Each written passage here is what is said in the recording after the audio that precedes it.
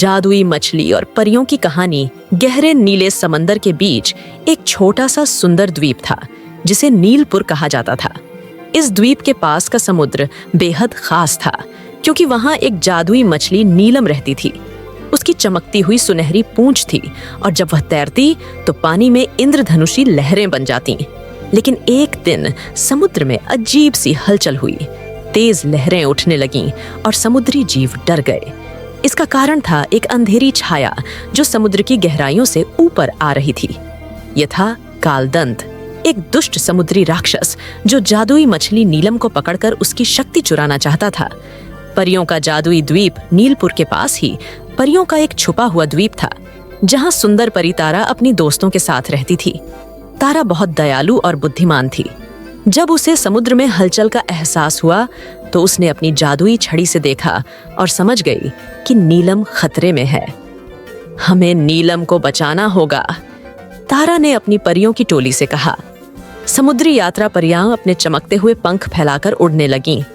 उन्होंने एक जादुई मोती लिया जिससे वे पानी के नीचे भी सांस ले सकती थीं। जैसे ही वे समुद्र में उतरीं, उन्हें चारों ओर अंधेरा सा महसूस हुआ। ये जरूर कालदंत की चाल होगी, परी रूही ने कहा। उन्होंने नीलम को ढूंढना शुरू किया, लेकिन तभी समुद्र के अंदर एक गुफा दिखी। वहां से हल्की नीली रोशनी आ रही थी। परियां धीरे धीरे गुफा के अंदर गईं और देखा कि नीलम जादुई जंजीरों से बंधी हुई थी। उसके पास ही कालदंत खड़ा था, उसकी शक्ति चुराने की कोशिश कर रहा था। युद्ध और जादू। रुको कालदंत! तारा ने अपनी जादुई छड़ी से एक सुनहरी रोशनी छोड़ी। कालदंत ने जोर से गरजते हुए काली धुंध छोड़ी जिससे चारों ओर अंधेरा छा गया। लेकिन परी मेघा ने अपने हाथों से चांद की रोशनी जैसी चमक निकाली जिससे अंधेरा थोड़ा हट गया। नीलम ने परी तारा की ओर देखा और धीरे से मुस्कुराई। तभी उसकी सुनहरी पूंछ चमकने लगी। जादुई शक्ति एक साथ आ गई, परियों का जादू और नीलम की शक्ति। अब हमारी बारी, तारा ने कहा।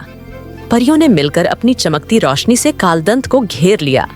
नीलम ने अपनी पूंछ से एक सुनहरी लहर छोड़ी जिसने कालदंत को पीछे धकेल दिया। नहीं, ये नहीं हो सकता, कालदंत चिल्लाया और उसकी काली धुंध खत्म होने लगी।